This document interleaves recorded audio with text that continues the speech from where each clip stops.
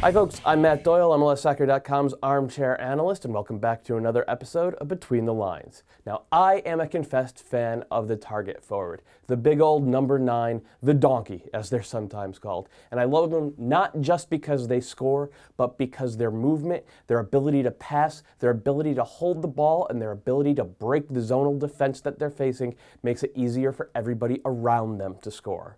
Let's start with something simple, something that everybody knows is part of the number 9's job. Winning the long ball in the air, flicking it on, and turning it into a mosh pit. It's Route 1 soccer, and even Steven Lenhart admits that it's ugly. But it is effective, and nobody in the league does it better than the Quakes. But this is just one part of what the number 9's do. There's a lot more to their game, and it has to be more subtle than this. Let's stick with the Quakes. Here we see Alan Gordon winning the ball in the final third and then flaring out to the sidelines. It's not something that you really expect out of a big lumbering center forward, but Gordon is exceptionally good at this. He did it last year, as a matter of fact, for the U.S. national team in that game against Antigua and Barbuda. Gordon controls on the sideline and the Vancouver defense is scrambling. They're backpedaling into their own box. That is always bad for the defense. Gordon's ball is perfect here, and Wondolowski should have had a goal. Later in the same game, Wondo does get his goal, and again, it's courtesy of Gordon. This is just a classic wall pass, one of the first things in the book for every center forward. Sturgill McDonald of the Chicago Fire does it a little bit differently here. Like Gordon, he does draw the attention of the defense, but he has a little bit more time and space, and turns, draws the defense in further, then slips Patrick Nyarko through with a perfect little pass. This is, again, something you have to expect out of your number 9.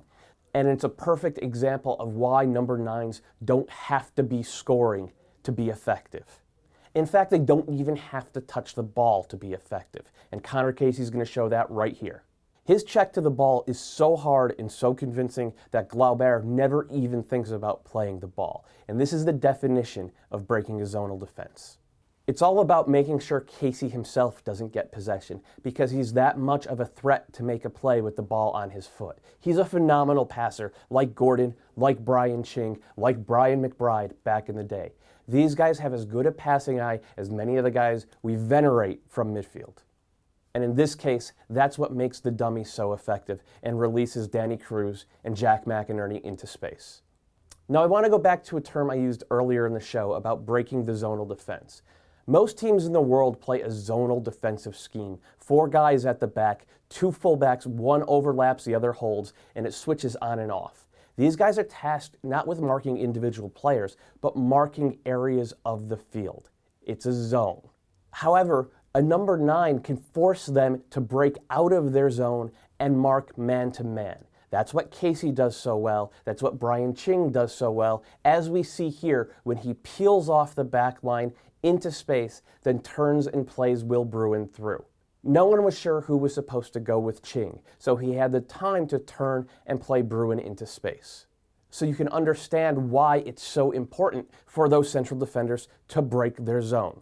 Of course, once they break the zone, everybody has to scramble and pick up new zones. It's a constantly changing equation for the entire defense, and Dallas shows a perfect example of it here. Blas Perez's check deep into the midfield takes one central defender out of the play. And then Fabian Castillo slides into play as an auxiliary target forward, taking the other central defender out of the play. The entire Montreal zone is gone at this point. No one is left playing passing lanes. No one is left playing the ball. Everybody is busy playing men. And that leaves Brek Shea to walk in unimpeded and score. There's honestly a lot more of this to cover. Ryan Johnson of the Portland Timbers puts on a clinic every week, as does Alvaro Saborio of Real Salt Lake. The LA Galaxy tend not to play with a true target forward. They run channels, they run lanes, though that actually might be changing with the emergence of Jack McBean. Once he gets healthy again, he has the talent to turn into one of the premier target forwards in the league. We've seen flashes of it from him already.